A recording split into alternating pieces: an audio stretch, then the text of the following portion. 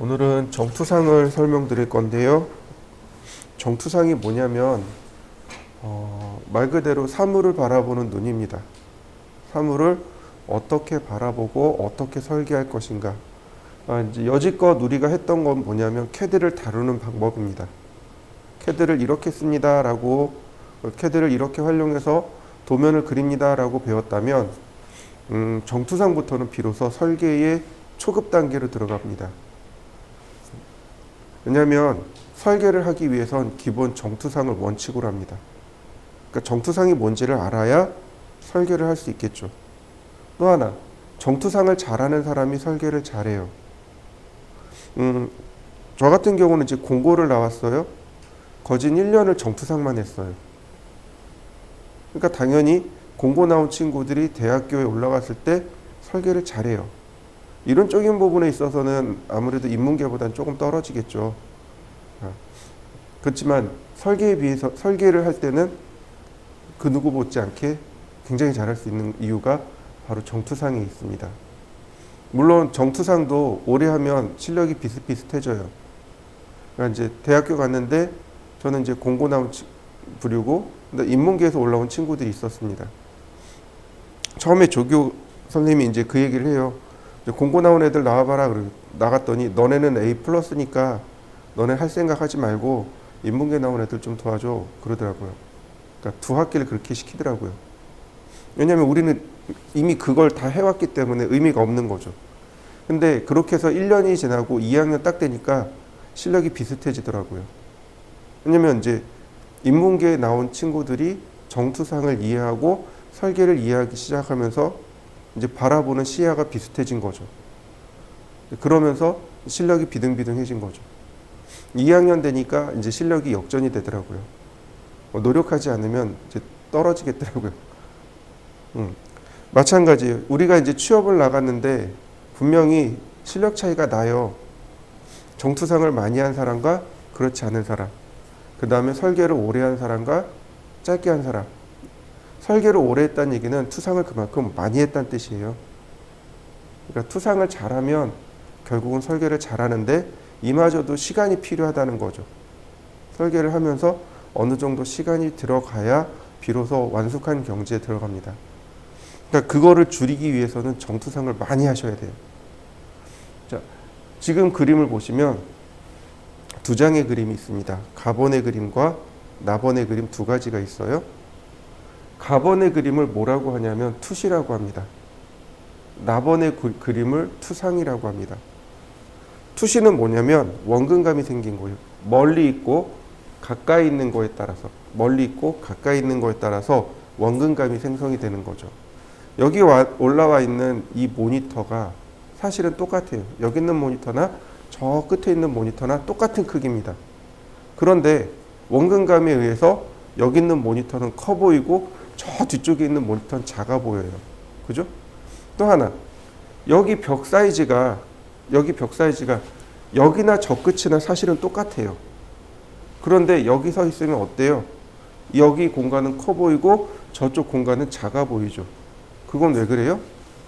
원근감 때문에 그렇습니다. 이렇게 원근감에 의해서 크기가 바뀌는 것. 그리고 더 멀리 바라보게 되면 소점이라는 게 생깁니다. 소점. 그러니까 예를 들어서 지평선 같은데 길이 지평선으로 쭉 가요. 그럼 점점 작아지면서 어느 한 점에 모이게 됩니다. 그걸 소점 또는 소실점이라고 합니다. 네, 이렇게 소점으로 이루어진 걸 투시라고 합니다. 저걸 투시라고 하고, 투상은 소점이 없습니다. 소점이 없는 거예요. 여기 있으나 저 끝에 있으나 크기가 똑같은 크기로 표시돼 버립니다. 그게 투상입니다. 우리가 원근감으로 사물을 바라볼 수 있는 이유가 몇 가지가 있는데 그 중에 하나가 눈 때문에 그렇습니다. 눈이 약간 두 개죠. 그리고 약간 벌어져 있죠. 예. 그래서 이렇게 바라볼 때 약간 비스듬하게 이렇게 바라보게 돼요. 그러면서 원근감이 나오게 됩니다. 근데 운전할 때요, 한눈으로 운전하면 위험하다고 해요. 들어보셨나요? 한눈 이렇게 가리고 운전하면 위험하다고요. 왜 그러냐면 원근감이 사라지거든요. 이러고 운전하면 원근감이 사라져요. 그래서 차가 멀리 있는지 가까이 있는지 순간적으로 이게 구별이 안 돼요. 그래서 한눈으로 운전하지 말라고 합니다.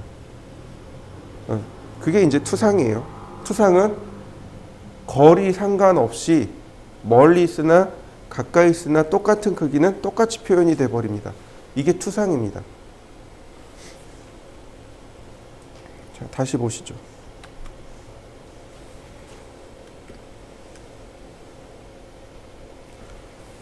자, 그림이 4장이 있네요. 가나, 다라. 다 입체로 보이고 있죠. 그런데 라번의 그림을 보시죠. 라번은 소점이 생겼죠. 그죠? 소점이 2개가 있네요. 이소점 투시입니다. 소실점이 1개 있으면 1소점 투시도, 소실점이 2개 있으면 2소점 투시도, 3개 있으면요 3소점 투시도, 4개 있으면요 없습니다. 4개는 없어요. 4개는 없습니다. 소점이 4개 있는 건 추상화죠. 네. 소점은 3개까지밖에 없습니다. 자, 그 다음에 가와 나는 좌우가 들려진 각이 똑같아요. 그죠? 근데 가만히 보면 가나 다는 크기가 다 같은 걸 알 수 있습니다. 예를 들어 이런 거죠. 이 모서리의 크기가 이 모서리의 크기와 같습니다. 여기 있는 모서리의 크기와 여기 있는 모서리의 크기가 같습니다. 여기 있는 모서리의 길이가 여기 있는 모서리의 길이와 같습니다. 맞습니까? 네. 가나 다는 투상입니다. 다만 가와 나는 오른쪽 왼쪽이 똑같은 각도로 들려졌죠. 그래서 등각 투상이라고 합니다. 등각 양쪽이 같은 각이 들어갔습니다. 그래서 등각 투상이라고 하고, 답원은 그러니까 각이 하나만 들어갔죠. 그래서 사투상이라고 합니다. 또는 사축 투상이라고 합니다.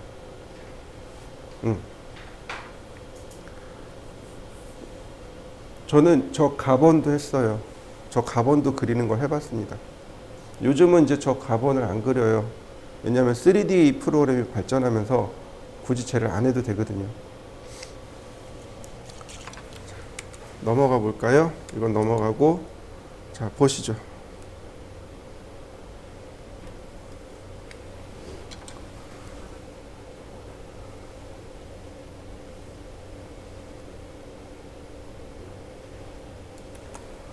보시면 여기 화살표가 있죠. 사람의 눈이 이렇게 있는 겁니다. 그리고 이렇게 바라보는 방향을 의미합니다. 이렇게 바라보고 있는 거예요. 그러면 이 사람의 눈앞에 가상의 투상면을 세웁니다. 이렇게요. 투상이 맺히는 투상면을 하나 세워요. 2차원 면을 하나 만듭니다. 그러면 원근감이 없기 때문에 어떻게 돼요? 선이 쭉 연장이 됩니다. 이렇게 수직으로. 이렇게 쭉 수직으로 연장이 돼요. 이런 식으로. 그래서 이걸 다 연결하면 이런 모습이 만들어지는 거죠. 수직으로 바라본 겁니다. 자, 보시죠. 여기 있는 이 2개의 선, 요 선은 이 선보다 뒤에 있죠. 그런데 투상으로 바라보면 원근감이 있어요, 없어요? 없어요. 그래서 이와 같이 똑같은 크기로 만들어지는 겁니다. 더욱이 평면으로 그리는 거예요. 하나는 여기 있고 하나는 여기 있지만 평면으로 그리다 보니까 어떻게 돼요? 쭉 당겨와서 같은 위치에 그려지게 되는 거죠. 이게 정투상입니다. 그 중에 앞에서 바라봤다고 해서 정면이라고 부릅니다. 오른쪽에서 바라보면 어떻게 될까요? 우측면도. 왼쪽에서 바라보면 좌측면도. 사물을 위에서 바라보면 평면도. 밑에서 위로 이렇게 바라보면 저면도. 그 다음에 뒤에서 이렇게 바라보면 배면도라고 합니다. 총 6개가 나와요. 여러분들 주사위 접어보셨죠? 종이로 주사위 접어보셨죠? 네, 그렇게 나옵니다.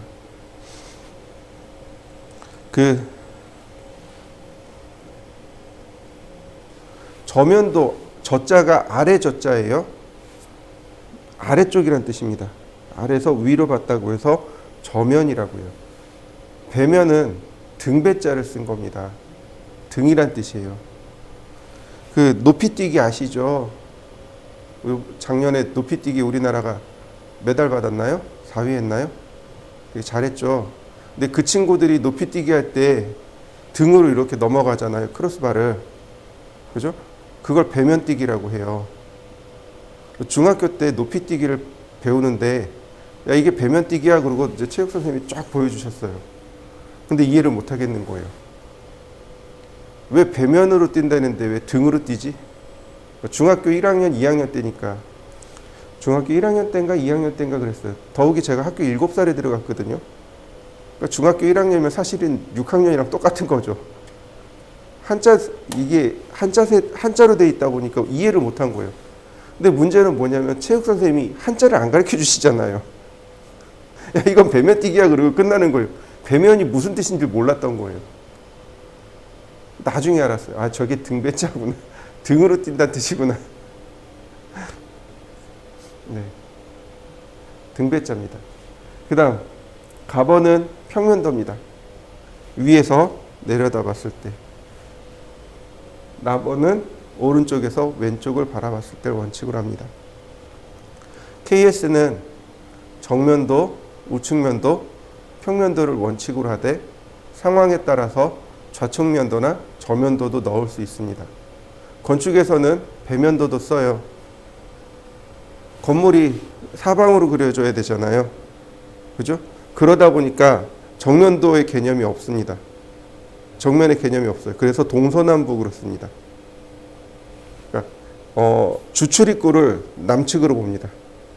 주출입구를 남측으로 보고 동, 서, 남, 북 이렇게 됩니다. 이해되셨나요? 건축 쪽에서는 보세요. 주출입구가 이렇게 남쪽에 배치가 된단 말이죠. 그죠? 주출입구는 남쪽이에요. 보통 건물을 설계를 하게 되면 정남향이나 아니면 동남향이나 혹은 서남향이나 이렇게 들어가겠죠. 물론 상황에 따라서 동향이나 서향, 북향으로도 집을 지을 수 있어요. 그런데 가장 좋은 건 어디예요? 남향인 거죠. 그죠? 왜 남향이에요? 아침에 해가 들어오면서 쭉 하루 종일 해가 들어오는 거죠. 아침에 동쪽에서 해가 들어오는데 낮에도 저녁에도 이렇게 계속 해가 들어오는 거죠. 하루 종일 해가 들어오는 집이 완전 남향이죠. 근데 생각보다 남향이 불편한 점이 있어요. 그게 뭔지 아세요? 빛이 너무 많이 들어와요. 그러니까 겨울에는 좋아요. 겨울엔 따뜻해요. 해가 많이 들어오니까 겨울엔 따뜻해요. 근데 여름엔요. 암막 커튼을 쳐놔야 돼요. 에어컨 틀고 암막 커튼을 쳐놔야 시원할까 말까 해요. 여름에 너무 더워요.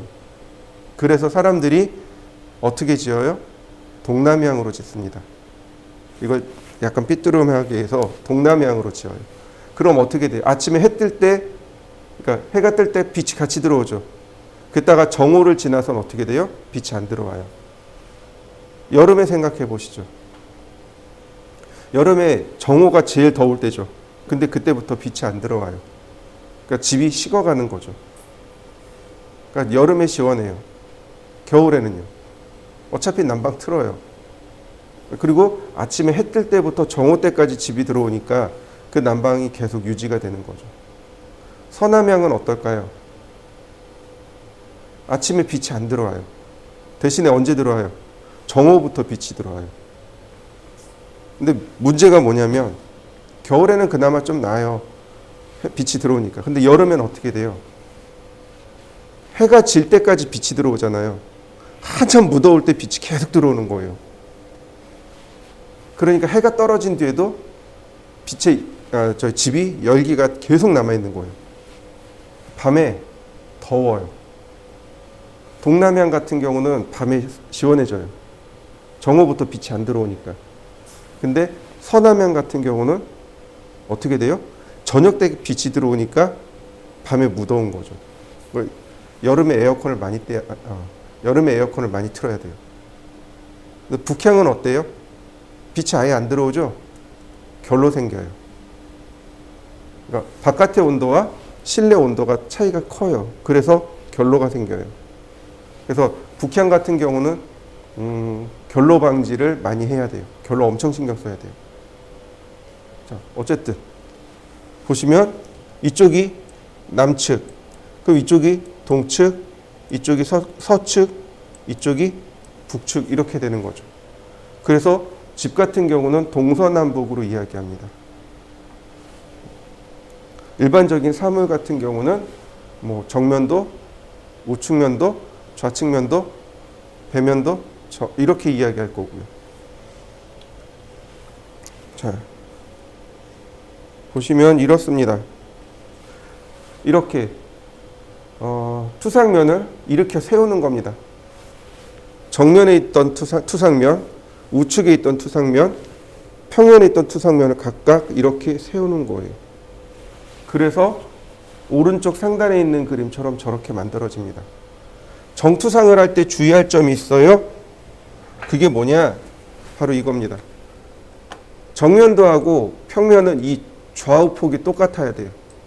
이게 같아야 됩니다. 정면하고 측면은 이게 같아야 돼요. 평면하고 측면은 이게 같아야 돼요. 무슨 얘기인지 이해되시나요? 그죠? 이게 같아야 되는 거죠. 자, 평면을 볼까요? 여기 있는 이 모서리가 사실은 정면이죠. 여기 있는 이 모서리가 사실은 측면입니다. 그러니까 똑같은 크기로 나와야 돼요. 다르게 그려지면. 설계를 할 때 이걸 다르게 그려버리면 이건 다른 그림이다라고 생각을 해버립니다. 같은 그림이 아니고 이건 얘의 측면도다라고 생각하는 게 아니고 아 이거 다른 거구나 이렇게 생각해 버립니다. 자요.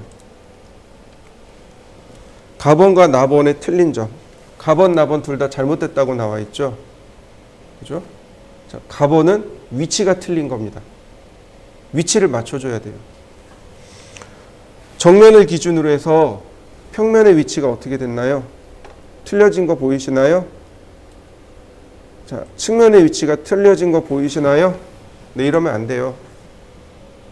이 간격은 틀어질 수 있어요. 이 간격은 다를 수 있습니다.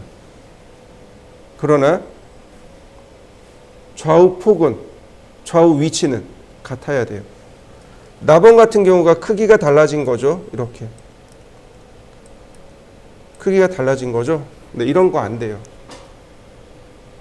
절대로 이걸 다 맞춰야 됩니다. 자, 그림입니다. 좀 보세요. 한 서너 번 돌려드릴 테니까 보세요.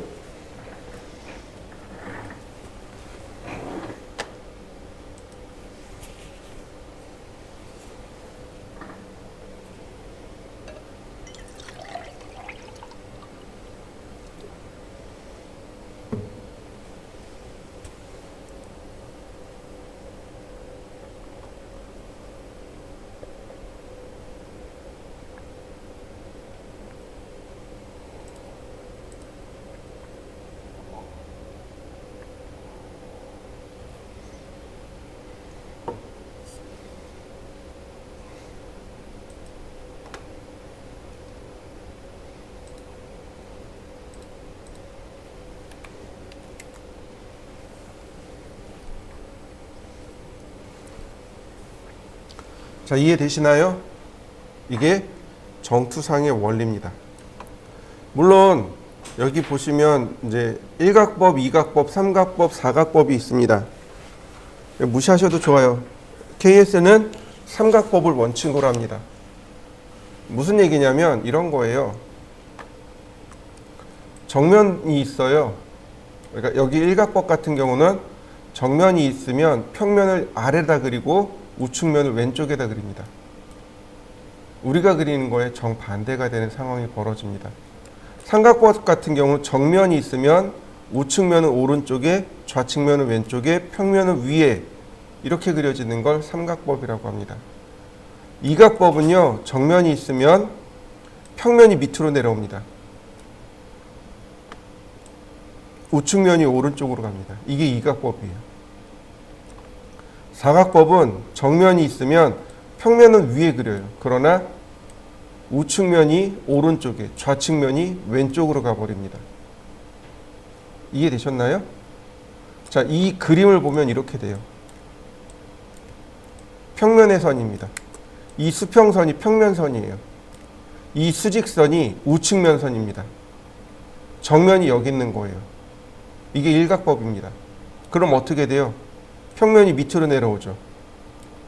우측면이 왼쪽으로 가죠. 그럼 좌측면이 오른쪽으로 가고 저면이 위로 가버립니다. 이게 일각법이에요. 이각법은 정면을 기준으로 했을 때 평면이 밑으로 가고 우측면이 여기 생성됩니다. 이 선 자체가 우측면선이라고 보시면 되고 이 선 자체가 평면선이라고 보시면 돼요. 정면이 여기 있어요. 그럼 평면이 위로 올라가죠. 우측면이 오른쪽으로 가죠. 정면이 여기 있어요. 평면 위로 올라가죠. 근데 우측면이 어디로 가요? 왼쪽으로 가요. 일각법, 이각법, 삼각법, 사각법 이렇게 이야기합니다. KS는 삼각법 정투상을 원칙으로 합니다. 이건 전 세계 공통이에요. 왜냐하면 설계하기 그리고 이해하기 가장 쉬운 게 삼각법이거든요. 자, 그러면 여기 26번 과제물을 찾아보시죠. 이게 이제 정투상이에요. 순서대로 쭉 내려와 있습니다. 이게 과제물이고 여기가 답이에요. 과제물, 답, 과제물만 있습니다. 쭉 들어가는데 여기서부터가 CAT 2급입니다. 이 아래쪽이 CAT 2급이에요. 여기 보이시죠? 날짜 보이시나요? 2007년도 2월 24일. 네, 오늘이랑 날짜가 똑같네요. 오늘 날짜네요. 네, 2007년도 겁니다. 네, 2007년도 3월 24일, 2007년도 8월 거, 2012년도 10월 거. 가장 기본이 되는 것들을 몇 개 제가 뽑아놨습니다.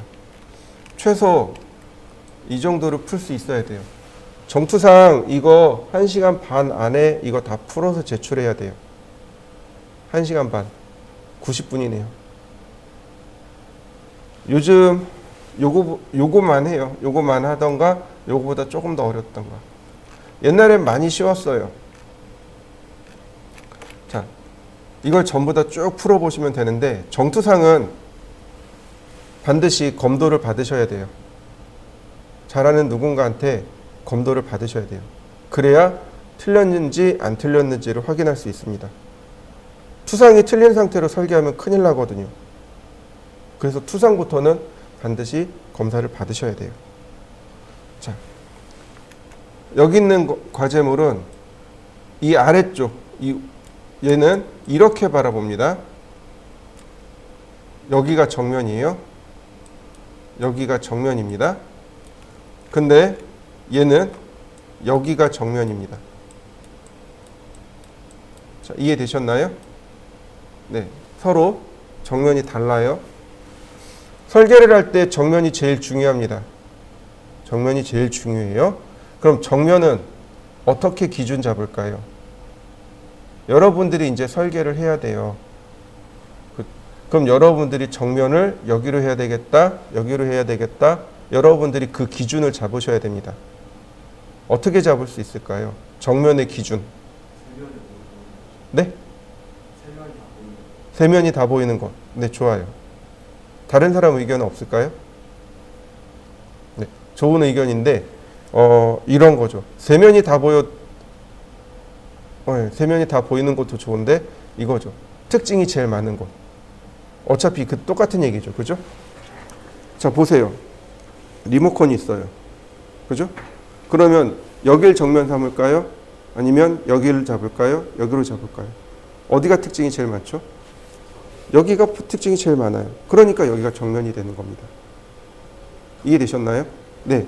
여러분들이 앞으로 설계를 할 때 정면을 잡을 기준, 그러니까 정면의 기준은 특징이 제일 많아요. 그 사물의 특징이 제일 많은 곳을 정면으로 삼습니다. 왜냐하면 이제 뭘 설계하냐면 가구도 설계를 해야 돼요. 현장에서 조립하는 그 가구들이 있어요. 기성품을 사다 넣는 것도 있지만 현장에서 목수들한테 의뢰해서 가구를 만드는 경우도 많습니다. 인포메이션 데스크 같은 거요. 인포메이션 데스크 같은 경우는 대부분 다 목수들이 짜요. 도면만 주면 돼요. 근데 그 도면을 줄 때 정면도, 우측면도, 좌측면도, 평면도가 나와야 되는 거죠. 그죠? 그렇다면 가구를 짤 때 특징이 제일 많은 곳을 정면으로 잡아놓고 그 다음에 주면 돼요. 생각보다 그 현장에 있는 분들이 설계를 정식으로 안 배웠는데 굉장히 잘하세요. 특히 반장님이라고 하죠. 현장에 가면 반장님들이 계세요. 목수 반장님, 뭐 전기 반장님 이렇게 반장님들이 계세요. 우리는 오야지라고 불러요. 일본말로 오야지 혹은 반장님. 오야지가 그 아빠의 낮춤말인가 그렇더라고요. 아버지를 우리 종종 그러잖아요. 우리 집 꼰대가 저희만 쓰나요?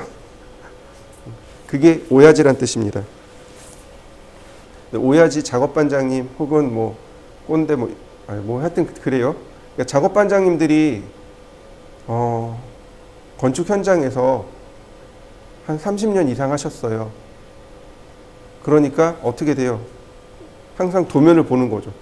도면을 주고 이대로 해주세요. 그럼 이분들이 도면을 처음에 못 봤겠지만 계속 일을 하다 보니까 어떻게 돼요? 도면을 봐야 되는 거죠. 되게 잘 보세요. 저희 장인어른이 그 철근 반장님이셨거든요.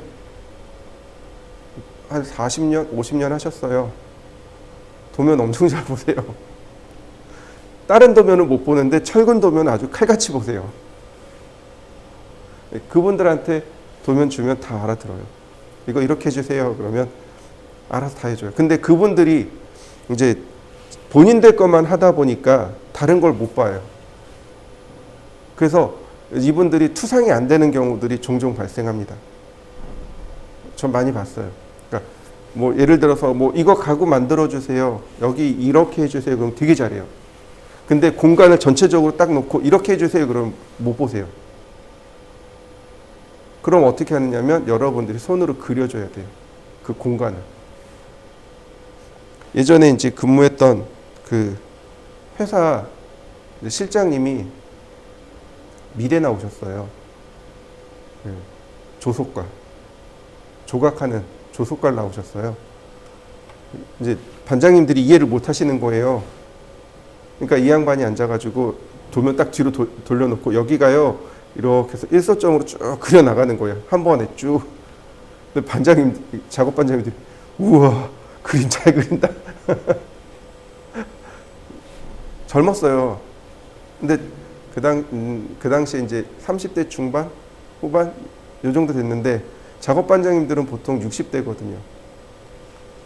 이분들이 못하는 걸 실장님이 손으로 쭉 그렸는데 어설프게 그린 것도 아니고 되게 잘 그렸거든요. 인정하는 거죠. 저 사람 설계 잘하는구나. 그거 하나로 그냥 인정받더라고요. 그러니까 여러분들은 손으로도 또 그릴 수 있어야 돼요. 나중에 이거 투시하는 법, 그러니까 투시도 그리는 걸 알려드릴 거예요.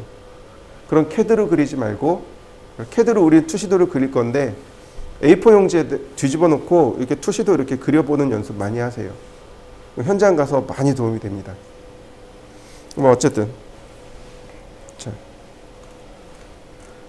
자 여기서부터는 화살표가 나오죠. 자 얘는 이거 안 그려요? 이거 안 그립니다. 그리는 방법 자체를 안 가르쳐 드렸죠. 억지로 안 합니다.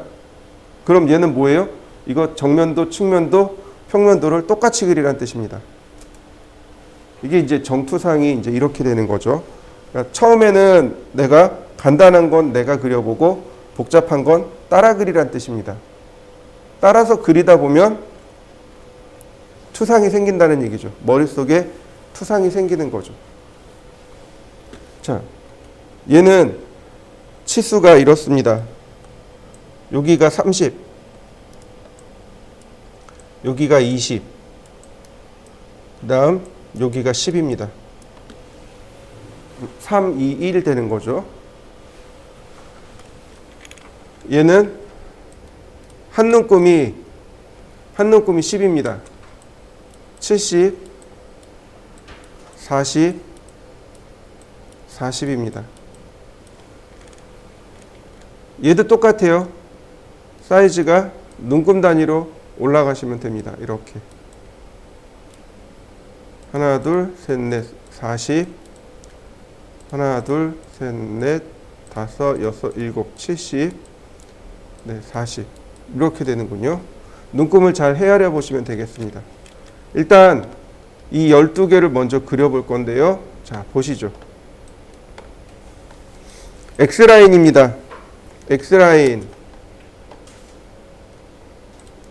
0도선 하나, 그 다음에 45도 사선 하나,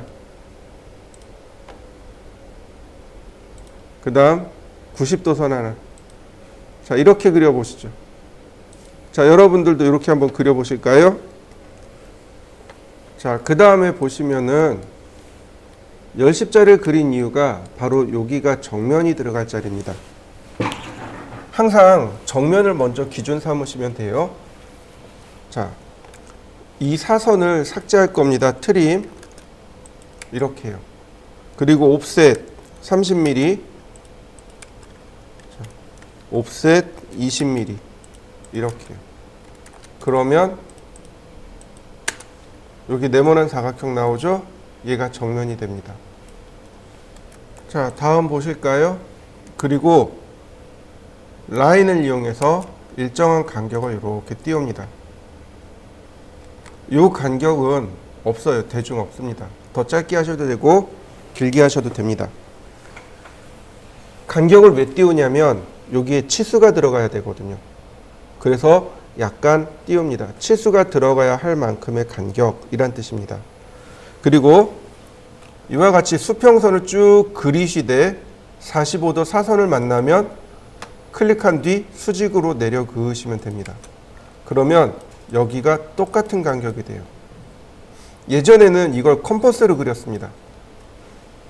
그러니까 저 어렸을 때는 이제 캐드가 아니고 손으로 설계를 했어요. 그러니까 중심점 여기다 잡고 컴퍼스로 이렇게 그려왔단 말이에요. 근데 어느 날 보니까 친구 하나가 여기다 45도 사선 그리고 하더라고요. 야, 이거 왜 그래?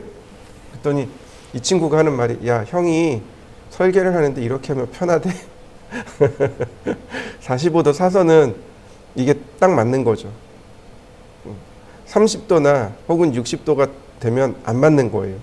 45도만 되면 맞는 거죠.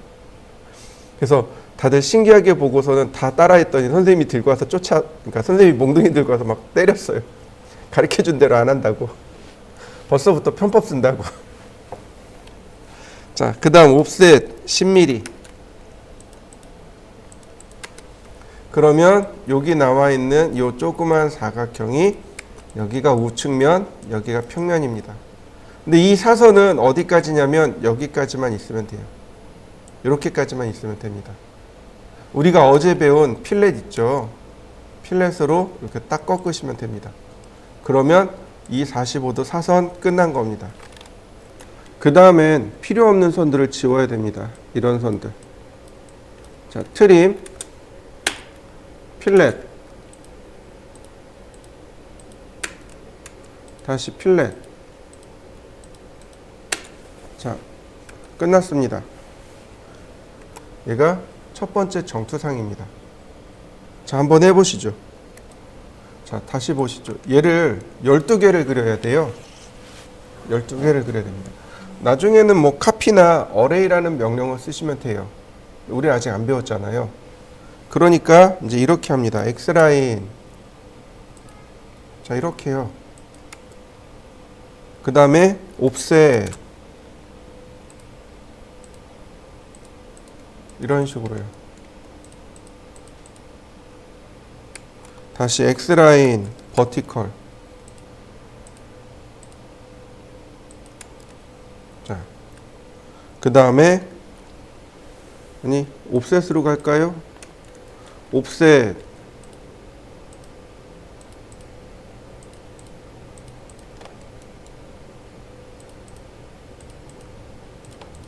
이렇게요. 바둑판을 만들면 되죠. 하나, 둘, 셋, 하나 모자르네요. 네, 하나, 둘, 셋, 네 개. 여기도 하나, 둘, 하나 모자르네요. 옵셋, 네, 이렇게요. 그러면 여기 하나, 둘, 세 개. 자, 그 다음에 옵셋 이렇게 되겠죠. 물론 트림으로 미리 다 잘라놔도 돼요. 이런 식으로.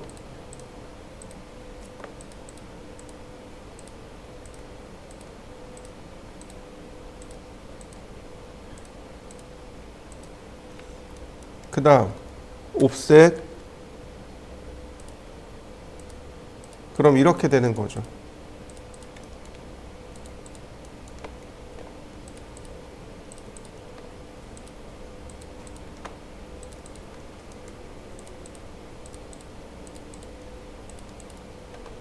다시 옵셋.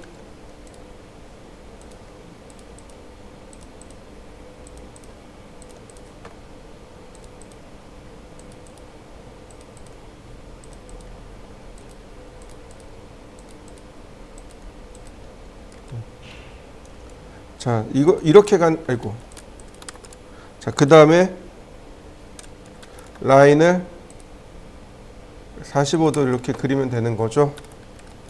여기서 선이 이렇게 내려오는 거죠. 자, 이거 그냥 옵셋 하셔도 돼요. 10mm 옵셋.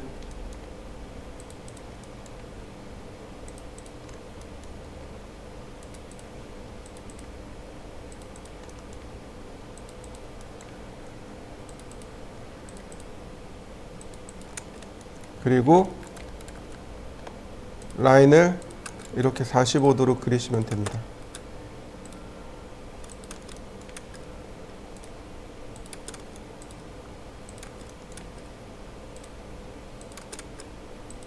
뭐 순서는 상관없습니다. 근데 이 45도 사선이 어떤 건 반드시 있어야 되고 어떤 건 없어도 괜찮고. 그럼 나머지는 어떻게 하면 돼요? 트림으로 잘라내면 되는 거죠. 이렇게.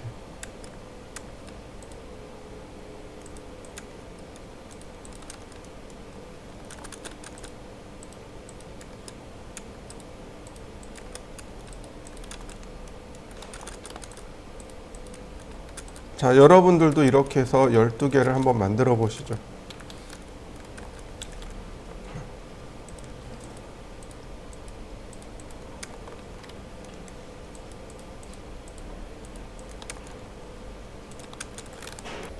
자, 물론 아까처럼 해도 되는데 원래는 이런 거 써요. array라는 명령어 쓰면 돼요.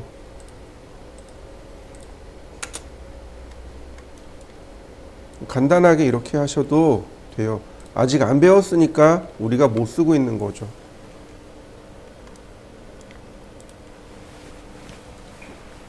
나중에는 이제 이런 식으로 작업하시면 돼요. 자, 첫 번째 얘는 끝났습니다. 더 이상 필요 없겠죠?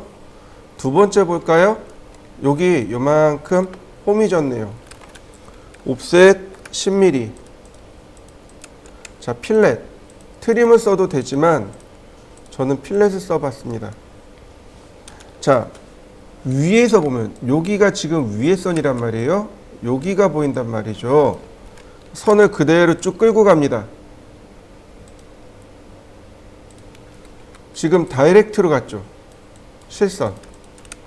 근데 여기서 보면 어떤가요?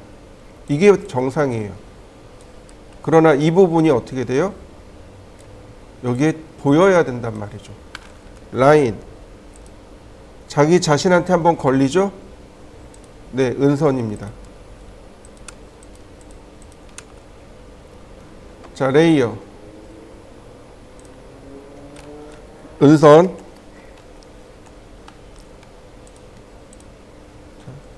2번. 로드. 히든. 자, 은선으로 해서 얘는 이렇게 은선으로 바꿔주시면 됩니다. 그러면 2번도 끝났습니다. 자, 3번이요. 옵셋 10mm. 트림. 자, 옵셋 10mm. 네, 이렇게 보이겠죠. 근데 여긴 어때요? 자기 자신한테 한번 걸리죠. 네, 그래서 얘도 마찬가지로 은선. 자, 옵셋 10mm. 트림.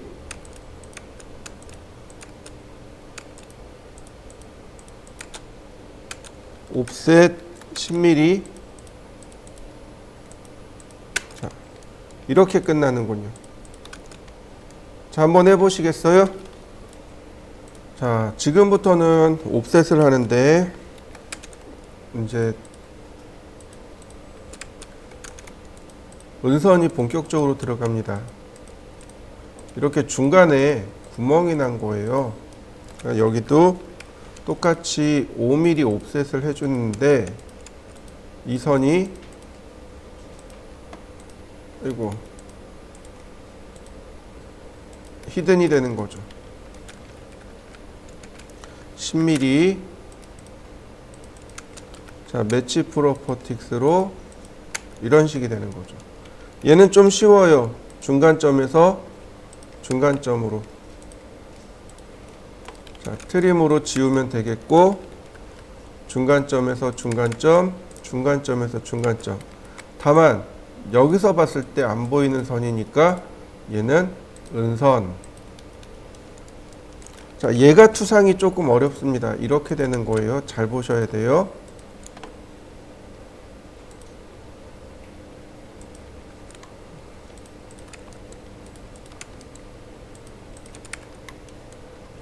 자, 그 다음 옵셋 10mm. 트림. 자, 똑같이 옵셋 10mm. 다만 얘는 이렇게 된 겁니다. 그래서 여기가 이렇게 됩니다. 자, 보시죠. 여기가 우측면이란 말이죠. 안 보여요. 근데 여기를 표시를 해줘야 됩니다. 그래서 얘는 은선. 이런 모습이 됩니다. 자, 두 번째 줄도 한번 해보실까요? 똑같습니다. 옵셋 10mm. 옵셋 5mm. 자, 트림. 뭐 필렛을 하셔도 좋고 트림을 하셔도 좋습니다. 근데 정면만 보면 이 위의 것과 아래 것이 똑같지만 평면과 측면을 함께 비교하셔야 됩니다. 옵셋 10mm. 옵셋 5mm. 자, 이럴 때 필렛을 쓰는 겁니다. 이렇게요. 다시 볼까요? 옵셋 5mm. 자, 선이 모자르죠. 심지어 잘라야 돼요. 이걸 정석대로 한다면 익스텐드로 연장하고 트림으로 이렇게 잘라야 됩니다. 그런데 필렛을 쓰게 되면 이렇게 쉽게 작업할 수 있는 거죠. 자, 라인.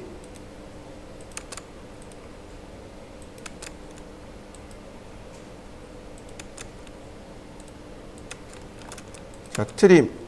그 다음에 원래는 이렇게만 보여야 되겠지만 요 선이 은선으로 이렇게 들어갑니다. 마찬가지. 자, 라인. 자, 이렇게 보이는 게 정상입니다. 그렇지만 은선 처리를 해줘야 합니다. 다시 볼까요? 라인. 자, 이렇게 생겼네요. 자, 다시 라인.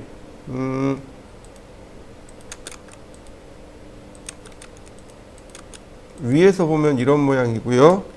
자, 오른쪽에서 보면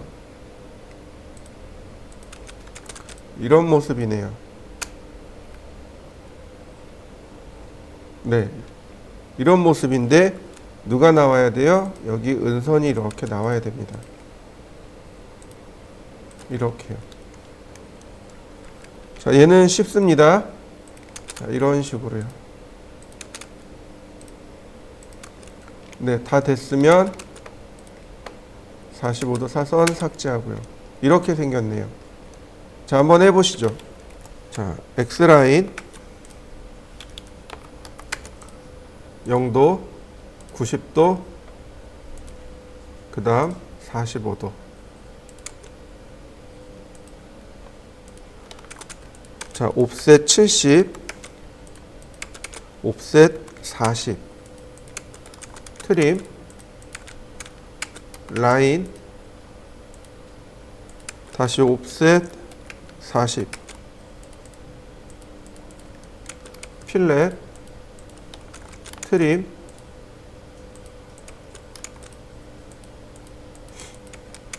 자, 아직 안 배웠지만 카피를 이용해서 제가 조금만 복사해 보죠. 자, 5번입니다. 보시면 정면부터 보면 이렇게 생겼어요. 20mm, 그 다음 옵셋 30mm, 라인, 이렇게 대각선으로 잘린 거죠. 이렇게 생긴 거죠. 맞습니까? 그럼 뭐가 문제가 되냐면 이게 문제가 돼요. 자, 이렇게 되겠죠. 여기가 이렇게 되겠죠. 이 라인이 그대로 이렇게 끌려오겠죠. 자, 평면 볼까요? 옵셋 20mm. 자, 라인. 여긴 30mm예요. 그렇다면 선이 이렇게 돼야죠. 이 위치. 자, 이 위치요. 이 위치가 얼마일까요? 20mm일까요? 그래서 이걸 20mm 이렇게 해버리면 안 돼요. 왜 안 되냐면 위치가 안 맞아요.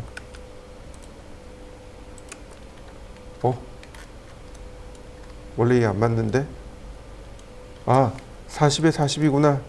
네, 이렇게 하면 돼요. 원래는 이걸 이 위치를 여기서 끌고 올라가셔야 돼요. 습관적으로 이걸 20mm 이렇게 끌고 오면 안 되고 여기서부터 이렇게 끌고 올라가셔야 돼요. 이렇게 끌고 올라가셔야 됩니다. 그래야 위치가 맞아요. 무슨 얘기인지 이해되시나요? 네, 이런 부분들이 몇 개 나와요. 특히 8번 같은 경우요. 이 8번 같은 경우요. 자, 보세요. 자, 옵셋 20mm. 자, 그 다음에 자, 하나, 둘, 셋, 넷, 네, 옵셋 40mm. 자, 라인. 그 다음에 옵셋, 아니, 다시 라인. 옵셋 20mm.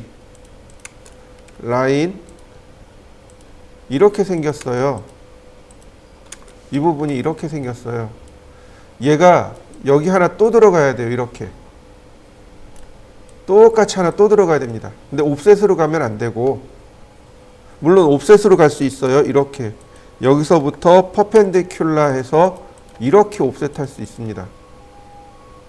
물론 옵셋도 가능해요. 자, 다시 한번 볼까요? 이 선이 이 점을 통과해야 돼요. 이 점을. 옵셋, 그리고 간격을 모르잖아요. 그러니까 여기와 수선의 방향, 퍼펜디큘라로 이렇게 찍으시면 돼요. 사실은 이렇게 생겼어요. 얘가 이렇게 생긴 겁니다. 여기가 앞부분이 이렇게 생긴 거예요. 그러면 똑같이 내려와 볼까요? 여기죠? 그러니까 선이 이렇게 옵니다. 자, 그리고 얘도 똑같아요. 옵셋. 꼭지점에서 퍼펜디큘러. 이렇게요. 이렇게 생겼습니다. 여기가 이렇게 나온 거예요. 그러면 보시죠. 자, 옵셋 10mm 아니죠? 10mm 아니죠? 맞다. 그 다음에 요 선의 높이가 이렇게 모양이 나오는 겁니다. 이해되시나요? 여기가 삼각형 모습으로 나와요. 지금 여기 삼각형 모습 보이시죠? 이게 여기에요. 높이가 이 높이에요. 그런데 실제로 길이를 재면 10mm나 20mm 이런 수치가 아니란 얘기죠. 이거 지금처럼 이렇게 뽑아 오셔야 됩니다. 이렇게요. 이해되시나요? 네. 그래서 습관적으로 우리가 이렇게 작업을 하는데 실제로는 그렇지 않아요. 지금처럼 이렇게 뽑아 오셔야 됩니다. 이게 지금 8번하고 5번이 그래요. 이 부분은 습관적으로 끌고 가는 게 아니고 이렇게 끌고 오셔야 됩니다. 자, 나머지는 어려운 거 없으니까 한번 해보시죠. 0도, 90도, 그리고 45도. 그 다음 옵셋 70, 옵셋 40, 트림으로 자르고 적당히 끊으시면 돼요. 옵셋 40, 자, 필렛, 트림,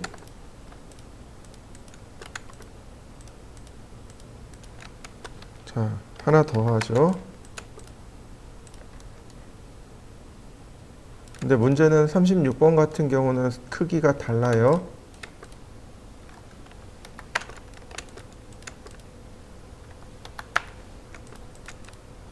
이렇게 생긴 거예요. 70에 50에 30입니다. 36번은 크기가 달라요. 자, 보시면 얘는 우측면에서 보시는 게 좋습니다. 라인 미드 포인트에서 미드 포인트로 이렇게 끊어진 겁니다. 옵셋 10mm 선 연장하고요. 이렇게 끊어졌다라고 보시면 돼요. 얘가 이렇게 은선이 됩니다. 물론 얘도 은선이에요. 자, 옵셋 10mm,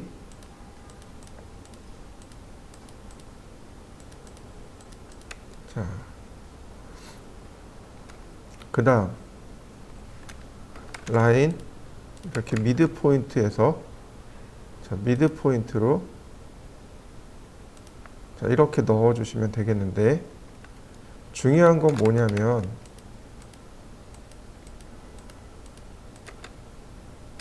자, 이 부분이죠. 여기 높이요. 이 높이가 얘예요.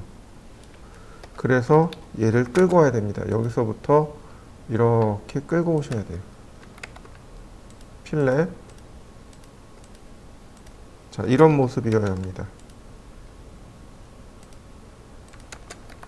매치 프로퍼틱스 이렇게 됩니다. 이해되시나요?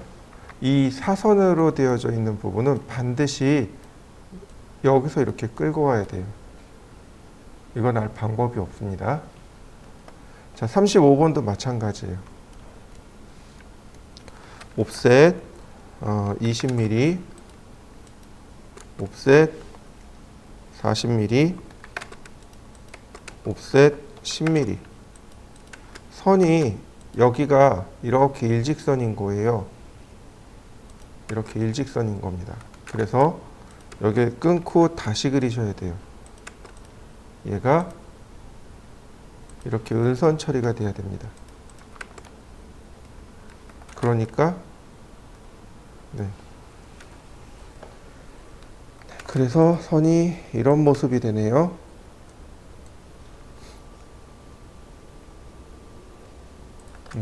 이런 모습으로 만들어집니다. 옵셋 10mm.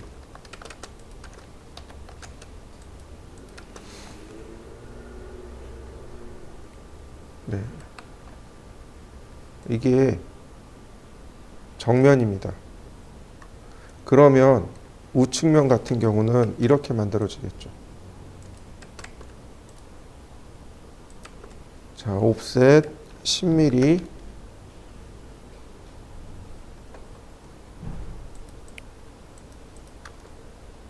그 다음에 선이 이렇게 지나가는군요.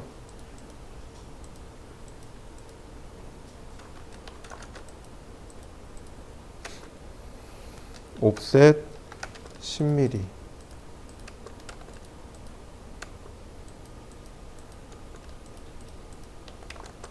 이런 모습이 됩니다. 여기가 이렇게 평면으로 내려오고, 자, 36번도 마찬가지입니다. 옵셋 10mm, 옵셋 30mm, 옵셋 20mm. 아니, 10mm씩 끌고 올라갈까요? 이렇게. 그럼 라인이 여기서부터 이렇게 된 겁니다. 여기 사선으로 연결을 한 거고, 선이 이렇게 트림하시면 돼요.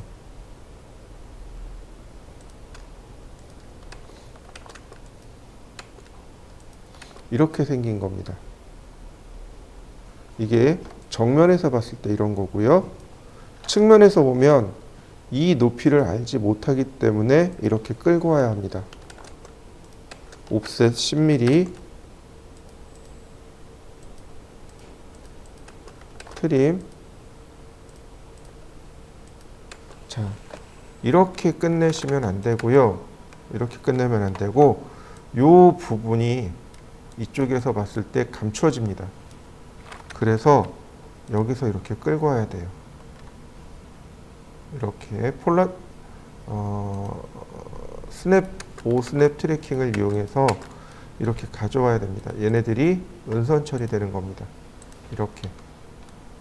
이게 36번 그리는 방법입니다. 옵셋 10mm. 네, 이렇게 생겼네요. 라인, 매치 프로퍼틱스, 이런 식으로요. 자, 이해되시나요? 자, 요렇게 해서 쭉 다 그려보시고, 제가 생략된 부분은, 이런 부분들은 여러분들이 한번 해보시고, 다 하신 분들은 이거 계속 밑으로 이어서 계속 그리시면 돼요. 자, 시작하시죠. 자, 여기 위치예요. 여기 위치.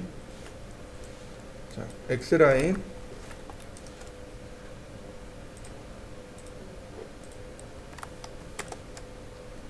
0도, 90도, 그 다음에 45도. 자, 옵셋 120, 그 다음에 옵셋 80,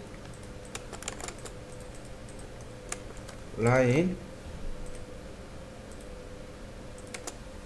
자, 옵셋 100mm, 필렛, 그리고 트림.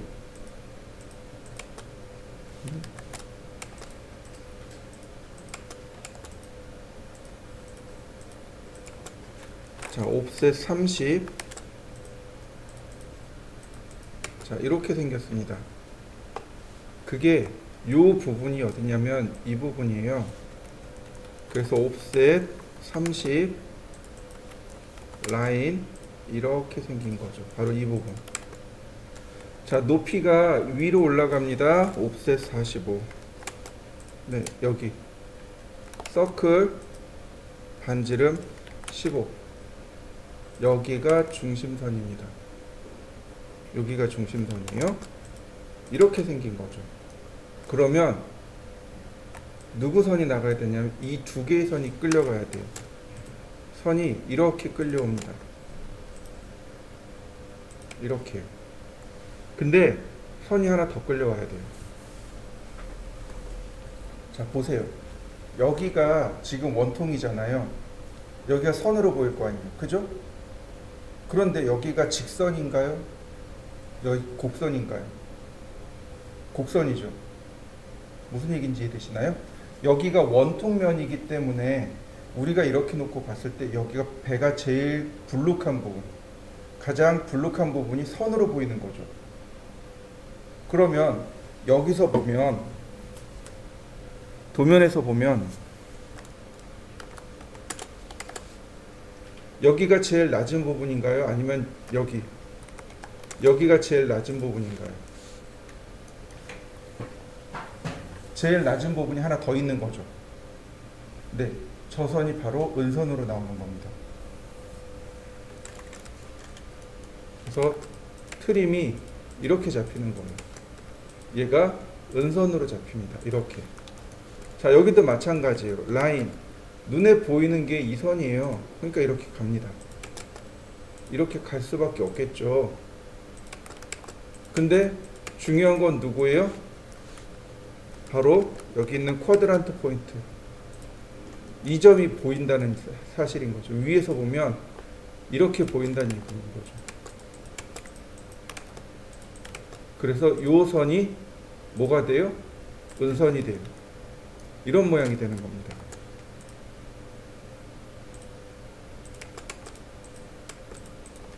그래서 여기가 선이 나오는 모습, 여기가 선이 나오는 모습이 끌려 나온 거예요. 제가 계속 사선 그릴 때 옆에서 끌고 가야 됩니다 라고 했던 이야기, 이제 이해되시나요? 네, 바로 이렇게 끌고 가야 됩니다. 자, 한번 해보시죠. 이게 무슨 뜻이냐면 얘를 지칭하고 있는 건데, 먼저 아랫줄을 읽으시면 돼요. 6-파이 9홀 무슨 얘기냐면 파이 9, 그러니까 직경이 9mm인 홀이 6개 있다는 뜻입니다. 6개를 먼저 이렇게 만들어 놓는 거죠. 그리고 파이 18mm 짜리로 뎁스 1mm, 깊이 1mm만 파라, 이 얘기입니다. 무슨 얘기냐면 이거예요. 자, 이렇게 구멍을 내고 그 다음에 그 아래 파이 19짜리로 이렇게 자립하기를 해라, 이런 뜻입니다. 그래서 여기 그림을 보면 이런 모습으로 나옵니다. 이렇게요. 보통 이렇게 우리가 구멍을 낼 때요, 이렇게 구멍을 낼 때, 그러니까 저기가 뭐냐면은 볼트랑 너트가 들어가는 자리예요. 그러니까 아래쪽에서 볼트를 넣고 위에서 너트를 체결하는 겁니다. 저런 걸 뭐라고 부르냐면 자립하기라고 합니다. 자립하기인데, 먼저 파이 18mm 짜리로 깊이 1mm만큼 이렇게 자립하고, 그 다음에 나머지 이렇게 구멍을 뚫으면 중간을 못 맞춰요. 센터를 못 맞춥니다. 그래서 어떻게 하냐면 먼저 구멍을 내고 그 위에 이렇게 자립하게 해요. 그 얘기예요.